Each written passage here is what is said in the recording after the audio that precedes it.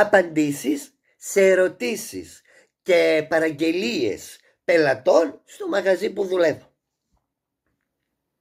Συγγνώμη, παρακαλώ, η τουαλέτα σας από πού είναι? Από πού είναι? Από την Κοζάνη είναι και ήρθε εδώ για το τριήμερο παραφέρεις. Ρε. Συγγνώμη, παρακαλώ, θα μπορούσε να μου φέρετε μία absolute, μία absolute, ναι, με βότκα.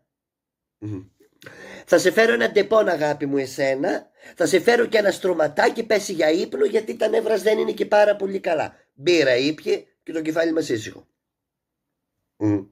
Συγγνώμη, φοράει και καπελαδούρα η άλλη. Συγγνώμη, τη βλέπω εγώ, λέω κάποια θα είναι τώρα αυτή. Τρέχω σαν το χαϊβάνι και εγώ το... Φτάνω εκεί και τι με λέει? Πού έχει δροσιά? Δροσιά έχει σε έναν πλάτανο στην Κέρκυρα. Τράβα και κάτσε από εκεί κάτω και μη με ζαλίζει το κεφάλι μου. Μένα θα ήθελα να μου φέρετε ένα χέικ σκέτο. Σκέτο, μάλιστα σκέτο. Πολύ ωραία. Πάει το χέικ, με φωνάζει. Μου λέει, ο πάγος? Λέω, πάγος?